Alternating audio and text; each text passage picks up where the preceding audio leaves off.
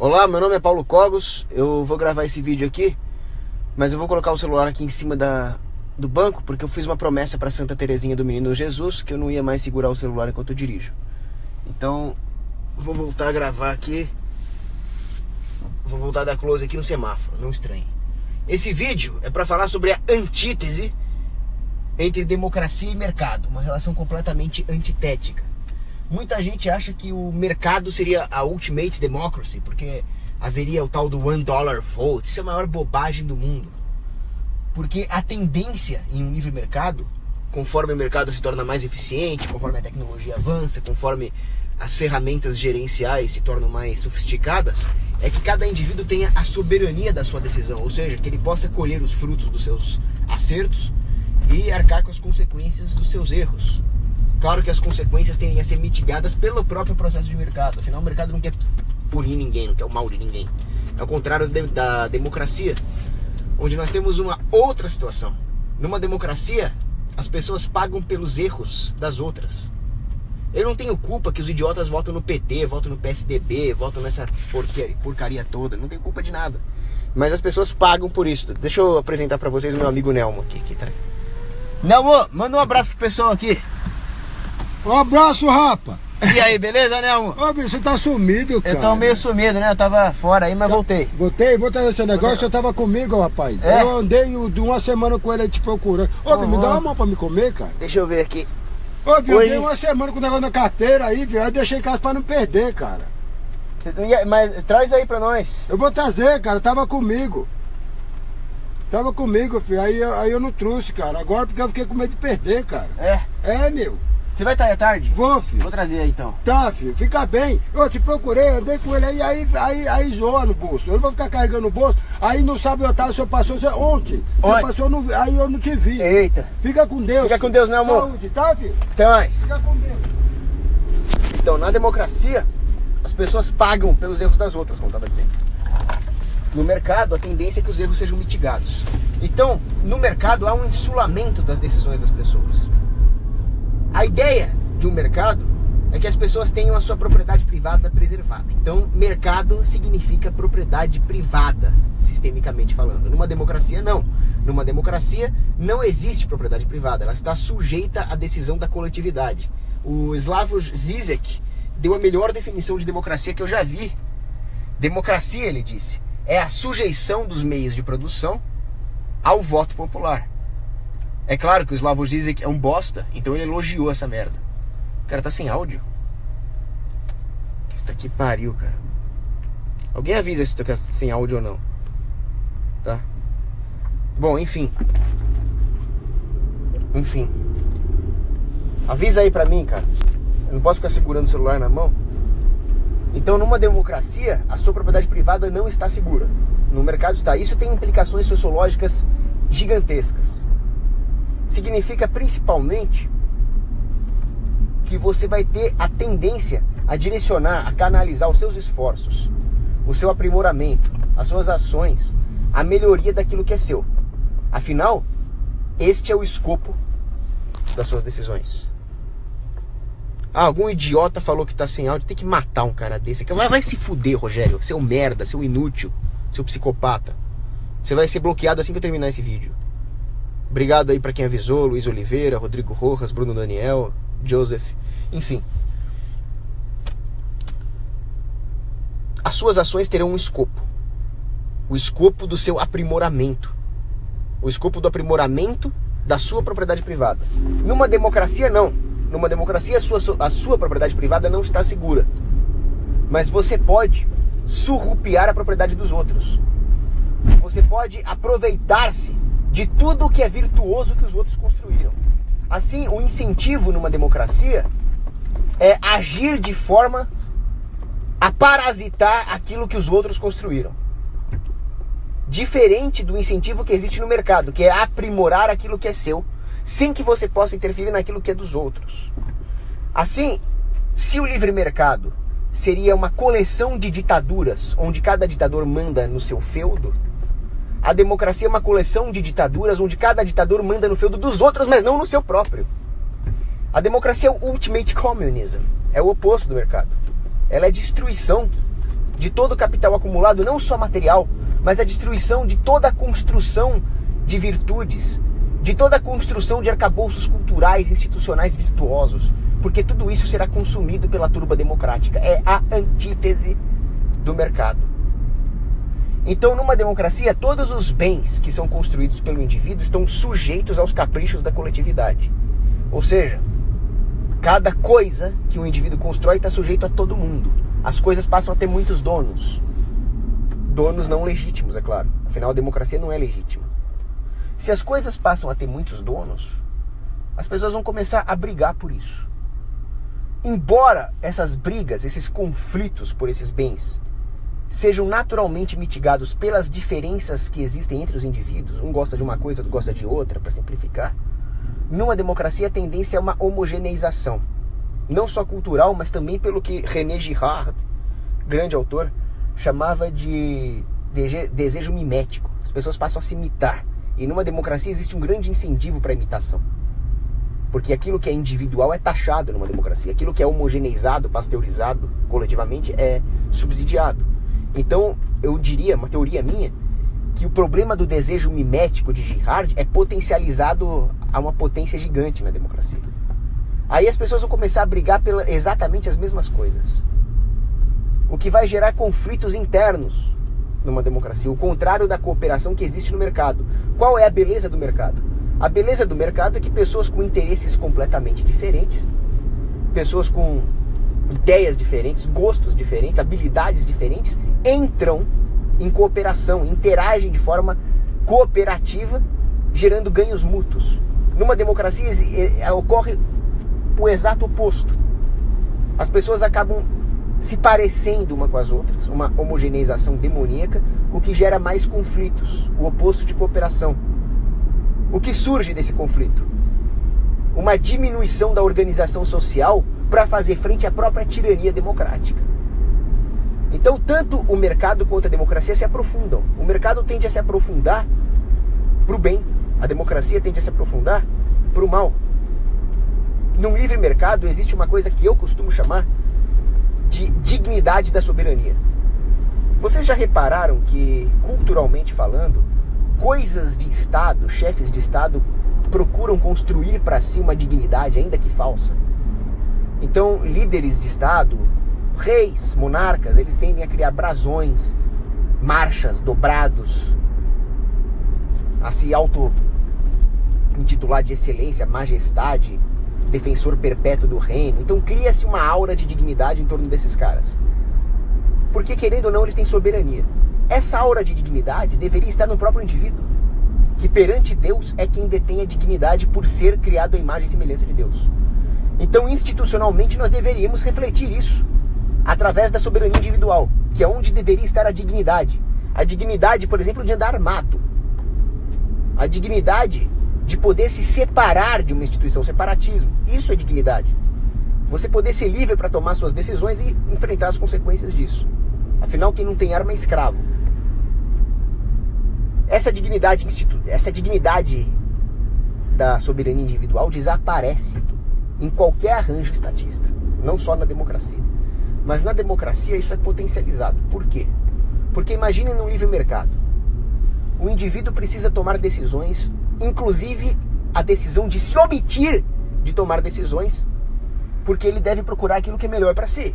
Ele deve construir o seu próprio micro-reino, ele deve ser rei do seu próprio reino. Assim ele vai procurar tomar as decisões ordenadas ou se omitir de tomar decisões caso ele não entenda do assunto. Exemplo, eu não entendo nada de computador. Então no meu reino, no ducado da Cogósia, eu não vou ser o cara que vai tomar as grandes decisões técnicas de computador. Eu vou contratar um técnico para isso. Porém, em última instância, a decisão de contratar ou demitir o técnico é minha. Depende de se ele me satisfaz ou não o serviço dele. Assim, eu nunca abandonei a minha dignidade ao contratar um técnico de informática. Eu simplesmente tenho a humildade de saber que eu sou ruim de informática, então eu contrato um técnico. Assim, as pessoas, no livre mercado, tenderiam também a contratar especialistas em assuntos que elas não entendem, como defesa, assuntos de segurança, assuntos técnicos judiciários. Mas uma vez que esses líderes militares, esses líderes jurídicos, não estivessem satisfazendo as necessidades de segurança da população, elas seriam livres. Elas seriam livres para escolher outra coisa, para se separar, para procurar outro arranjo. Coisa que elas não são numa democracia. Numa democracia elas são obrigadas a seguir a turba. Elas são obrigadas a seguir esse tipo de coisa. Só que aí é pior ainda. Porque, como disse Charles Maurras, se num livre mercado as pessoas terão cada vez mais exemplos, sinais de preço daquilo que é competente, daquilo que é excelente, então eles veem um arranjo funcional, eles veem uma empresa boa e procuram essa empresa, eles veem uma empresa ruim e saem fora dela. Numa democracia ocorre o contrário. Numa democracia, ao invés da promoção da excelência, que só ocorre com a propriedade privada, nós temos a promoção da incompetência. Porque na democracia, aquilo que é superior, como dizia o Charles Maurras, é submetido àquilo que é inferior. Porque a inferioridade é superior numericamente. A maioria das pessoas é ruim na maioria das coisas. Elas tendem a ser boa numa, duas, três coisas. Só num livre mercado é possível que o indivíduo se especialize nesse aspecto no qual ele é bom e promova o bem geral. Numa democracia, não. Tudo está submetido à superioridade numérica manipulada ainda por cima.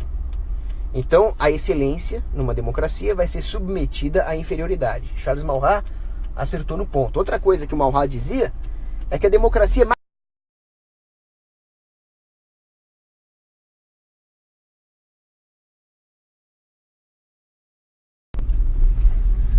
tá merda de Anatel. Bom, eu não sei onde cortou.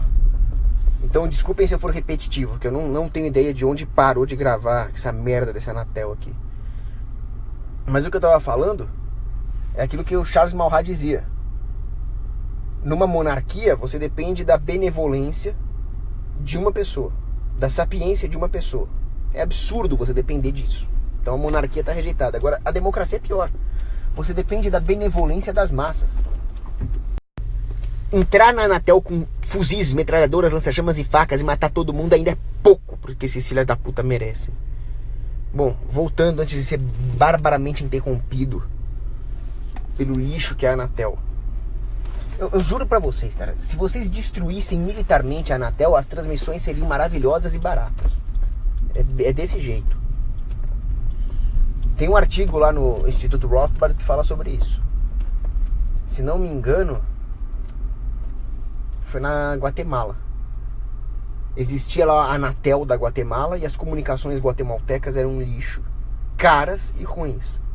Aí entrou um tal de Guzmán lá e resolveu privatizar tudo, acabar com todas as regulações, queriam matar ele, foi um puta de um rolo. O resultado é que, apesar da Guatemala ter uma renda per capita menor que o Brasil, uma população bem menor que o Brasil também, eles têm comunicações muito melhores que a nossa, mais baratas e mais eficientes. Agora, você precisa depender de entrar um cara como ministro das comunicações. Não, você não tem que depender, eles têm que metralhar os burocratas da Anatel. E fim. Se jogasse uma bomba lá, ia funcionar, porra. Bom, voltando. Como eu tava dizendo, a democracia... Parar um pouco o carro aqui, vai. A democracia é a antítese do mercado. Então, como eu tava comentando na outra parte do meu vídeo, que o Charles Maurras dizia: numa monarquia você depende da sapiência e da benevolência de um cara. Numa democracia da rapa, né? O que é um absurdo, porque a rapa não vai ter incentivos, já que não existe propriedade privada por definição numa democracia, de aprimorar o seu micro-reino. Não vai haver aquela dignidade da soberania individual. Pelo contrário, eles vão querer espoliar aquilo que os outros constroem. Eles vão querer se aproveitar da dignidade da soberania individual dos outros, aquilo que restar, para se locupletar no curto prazo. Assim sendo, as pessoas vão começar a dar opiniões fora do escopo da sabedoria delas. Porque num livre mercado você não precisa se preocupar com efeitos democráticos. O efeito democrático é péssimo. Num livre mercado, o que seria um efeito democrático? Seria a população inteira decidir por alguma coisa que é ruim tecnicamente. E assim, com o poder do consumidor, o mercado vai acabar produzindo coisas ruins, porque assim o consumidor demanda. Então esse é um possível medo que existe de um componente democrático do anarcocapitalismo. Por que que esse medo, ele não é que ele é infundado, mas ele esse efeito tende a desaparecer no mercado. E, portanto, infundado seria ser contra o anarcocapitalismo com medo disso. Porque no livre mercado as pessoas precisam cuidar delas mesmas. Elas não podem simplesmente colocar a conta no seu irmão usando a coerção do Estado como intermediário. Elas são responsáveis por elas mesmas. Assim sendo, se elas tomam uma decisão tecnicamente ruim, apesar do fato de que num livre mercado uma decisão ruim do consumidor pode afetar toda a cadeia produtiva e afetar todo mundo, esse é um efeito que tende a desaparecer, já que no livre mercado o tomador da má decisão é aquele que mais paga. Então as más decisões são taxadas no livre mercado e as boas decisões são subsidiadas. Se as pessoas não entendem da maioria dos assuntos, a tendência é que elas escolham simplesmente não opinar diretamente na parte técnica desses assuntos, restringindo-se apenas a escolher a instituição que melhor satisfaz os seus desejos ordenados de segurança, de justiça. É diferente da democracia. Uma democracia ocorre o contrário. As pessoas são incentivadas a opinar, a tomar decisões que não fazem parte do escopo da vida delas. Porque se elas não o fizerem, alguém vai fazer e alguém vai afetar a propriedade privada remanescente delas. Assim sendo, elas pensam no curto prazo. Elas pensam nos efeitos imediatos de uma decisão democrática. Isso afeta inclusive os gradualistas. Não, precisamos voltar no Dória, no Trump, no Bolsonaro, nessas merdas todas, senão alguém vai votar na esquerda. A hora que você faz isso, você está perpetuando o mesmo sistema que coloca todo o lixo no poder. Não só os lixos que eu acabei de citar, mas os lixos piores. Obama, Merkel, Macron, Haddad, Dilma. Tudo isso é culpa da democracia. Então a democracia desincentiva o pensamento de longo prazo. Ao invés das pessoas simplesmente combaterem o sistema, elas estão preocupadas com as perdas de curto prazo e continuam perpetuando o sistema e alimentando ele através do apoio do voto, no caso dos gradualistas. Através do politicamente correto que imediatamente pune as pessoas que tenham alguma opinião mais fundamentada no longo prazo. Vou dar um exemplo. Se o cara chega e fala, não, o Islã é uma ameaça à civilização, e realmente é. Não podemos apoiar nenhuma política de tolerância. Esses caras têm que ser removidos. É incompatível ter o Islã dentro da civilização europeia.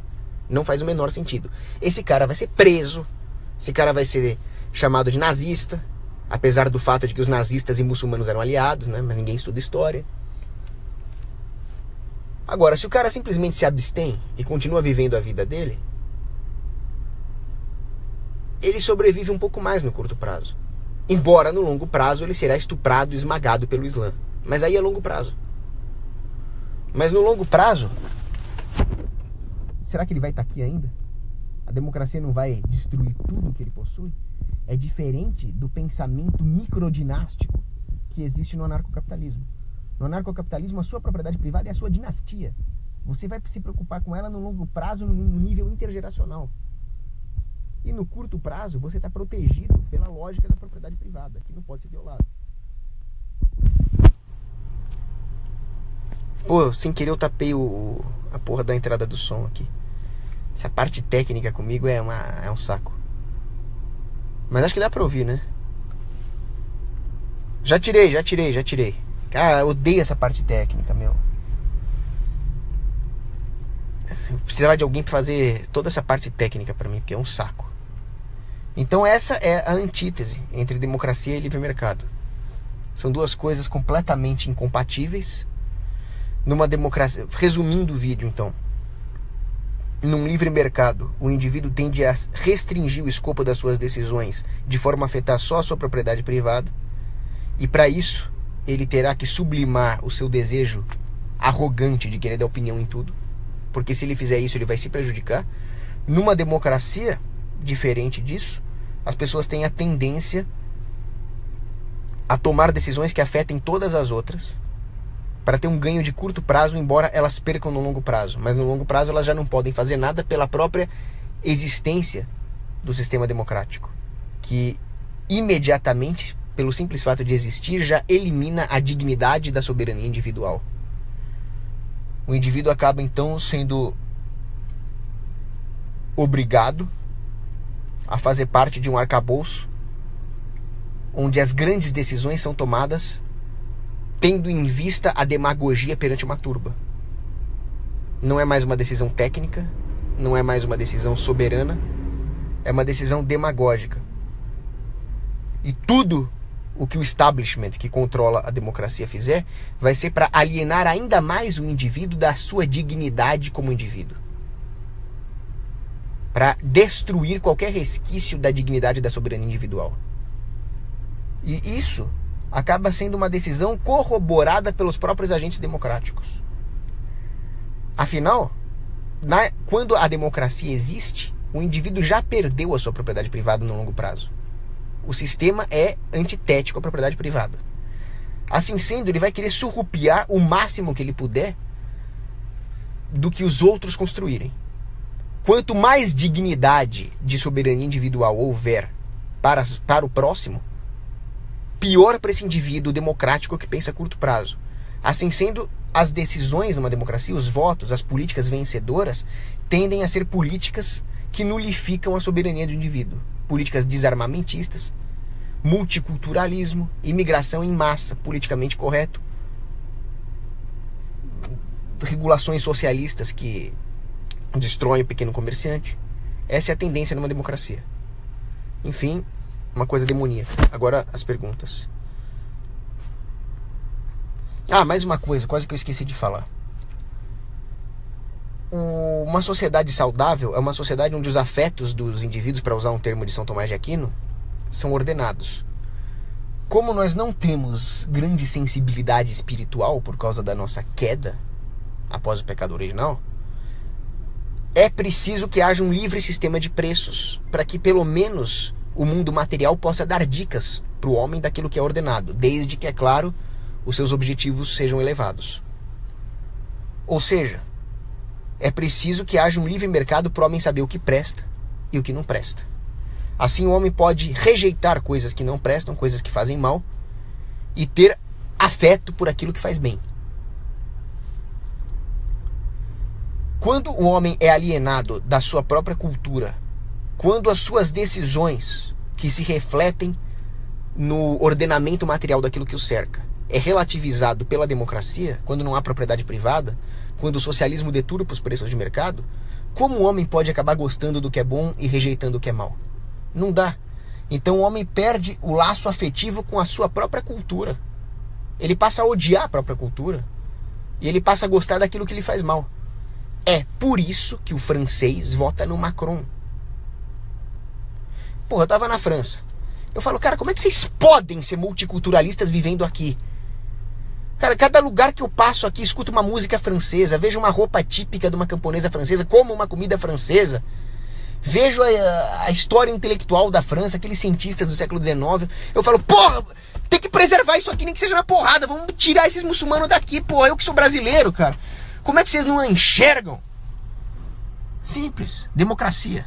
A democracia aliena o homem afetivamente do seu próprio legado cultural. É dantesco. É demoníaco. Pô, eu voltei da França mais cruzado do que antes. Só por ter contato com aquilo que a França foi. Aí eu chego aqui no Brasil, cara, eu fico pensando a mesma coisa. Por mais merda que o Brasil seja, o Brasil é parte da civilização ocidental. O nosso legado cultural vem da cristandade ibérica, principalmente lusitana. Nós temos influência pesada da Europa aqui. Os filhos da aristocracia brasileira iam estudar na França. Os grandes literatos portugueses trouxeram parte da cultura da França também por estudar lá. Você vê esses caras, né? Machado de Assis, essa de Queiroz. A nossa literatura. Então o Brasil tem uma cultura também.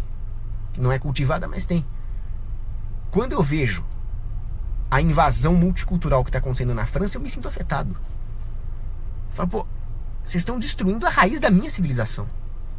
Nós falamos português. Português é a última flor do Lácio. Vocês estão destruindo a latinidade europeia, cara. Vocês não têm direito de fazer isso comigo, cara. Eu sou parte da civilização ocidental. E não pensa que isso aqui é um discursinho racista, não. Porque não tenho problema nenhum. Fiz amizade lá com um monte de negão de Serra Leoa, cambojano. Eles são os primeiros a não gostar de muçulmano, cara, porque eles são mal vistos por culpa dos muçulmanos. A culpa não é do negão de Serra Leoa nem do Camboja, não. A culpa é do Islã, porra. Acordar pra vida. Bom, vamos responder as perguntas que eu já tô mudando muito de assunto aqui.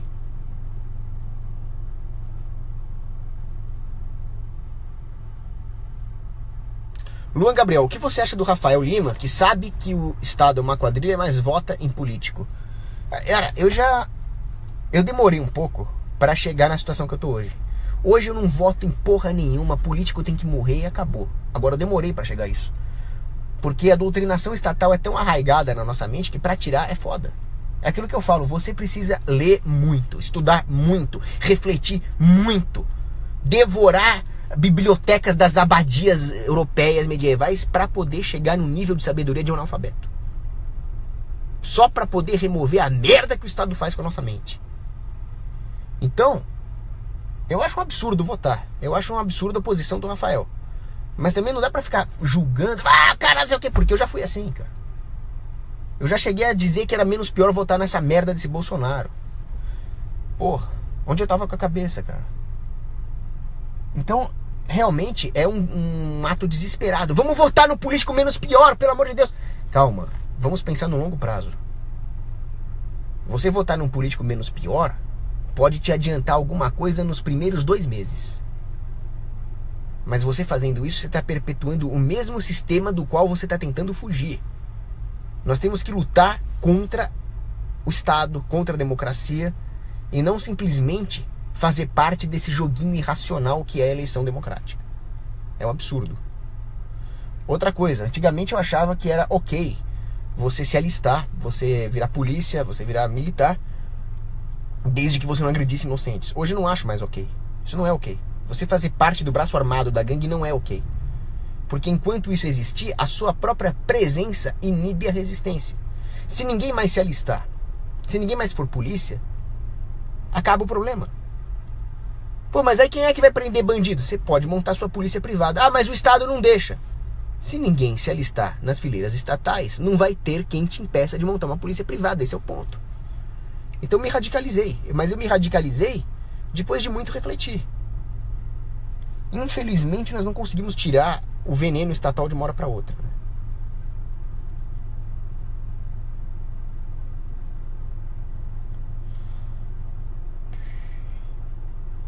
Minha boca não tá suja, é que eu fiz a barba sem espelho. Por isso que ficou assim.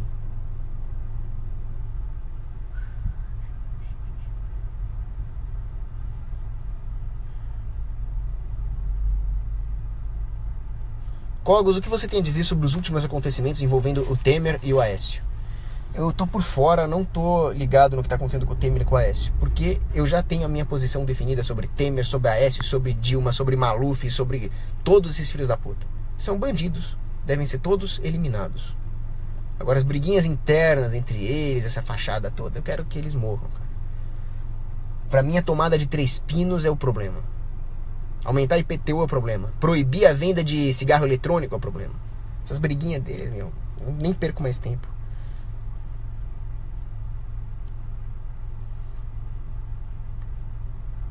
O Marcos Vinícius pergunta, numa terra libertária, como seria a proteção contra ameaças externas? Teria vários níveis de proteção. Primeiro, o povo armado.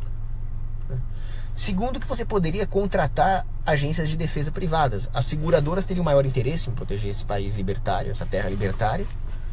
Então elas mesmas poderiam contratar exércitos privados para proteger os ativos dos seus clientes. As comunidades poderiam montar milícias. Essas milícias poderiam receber financiamento voluntário. Afinal, se alguns soldados se alistam voluntariamente correndo o risco de morrer na guerra, com muito mais razão, alguns poderiam doar recursos financeiros sem se arriscar, né? Poderia haver contratos condominiais. Sejam bem-vindos ao condomínio tal. Aqui você paga uma taxa fixa de defesa. Esse condomínio teria acordos de aliança militar com outros condomínios para formar uma rede de defesa mais sólida. Então, eu tenho vários artigos escritos no meu mini blog. Procura aí Paulo Cogos mini blog, que lá eu comento muito sobre defesa numa sociedade livre, né? Bom, Renan Pereira Xavier recomenda Tales of Irish Castles no Netflix. Obrigado pela recomendação. Agora eu realmente preciso ir. Abraço.